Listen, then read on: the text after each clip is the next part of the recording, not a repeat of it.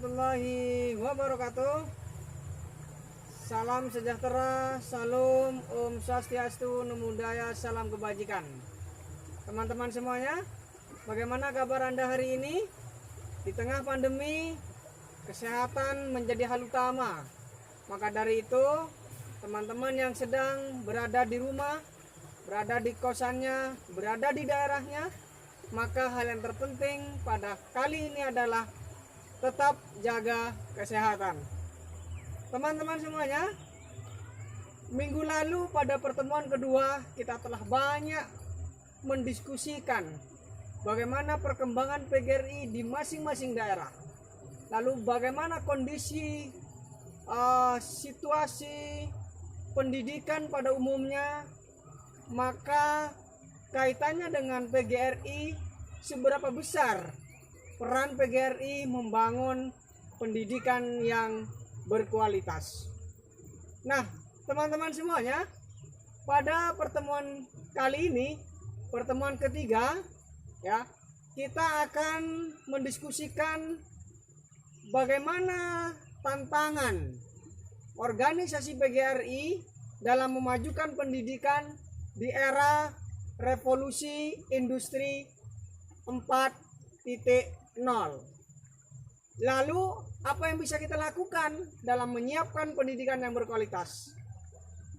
Sebelum kita lebih lanjut mendiskusikan tentang tantangan PGRI di era revolusi industri 4.0, mari kita simak video apa sebenarnya revolusi industri 4.0 setelah pariwara berikut ini.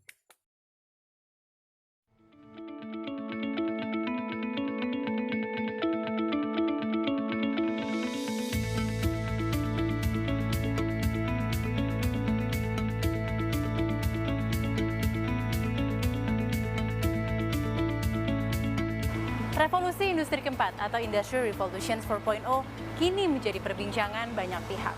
Pemerintah, industri, dan perusahaan mengerahkan segala persiapan untuk menghadapinya. Namun apa sebenarnya revolusi industri keempat itu?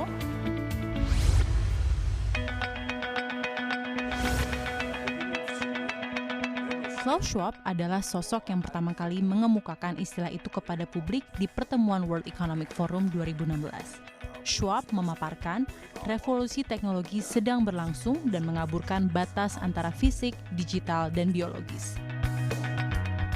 Sederhananya, revolusi industri keempat adalah bagaimana teknologi seperti kecerdasan buatan, kendaraan otonom, dan internet saling memengaruhi kehidupan manusia.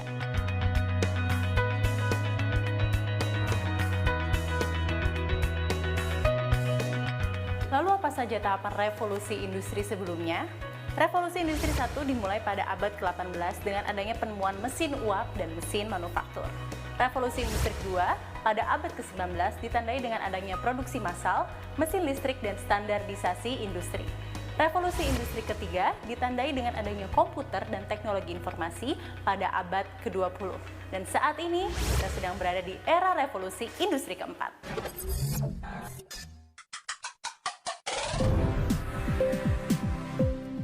Hadirnya otomasi dan kecerdasan buatan di industri tentu memberikan potensi besar untuk melipat gandakan produktivitas tenaga kerja. Berbagai perusahaan besar dunia bahkan telah menggunakan robot dan kecerdasan buatan sebagai pekerja di lini produksinya. Sebut saja Amazon, Tesla, Uber, DHL, Adidas, dan Nestle. Di Indonesia, operasional pabrik Suzuki Cikarang telah menggunakan teknologi robotik.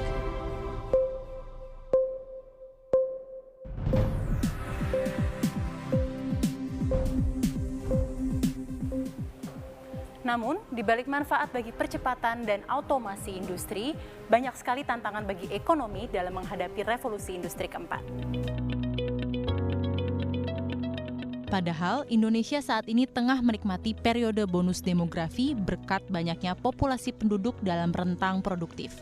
Booming ketersediaan tenaga kerja yang bersamaan dengan era revolusi industri 4 akan menjadi ancaman nyata bagi low-skill workers atau profesi dengan jenis pekerjaan yang repetitif, karena dapat dengan mudahnya tergantikan oleh mesin, robot, dan kecerdasan buatan.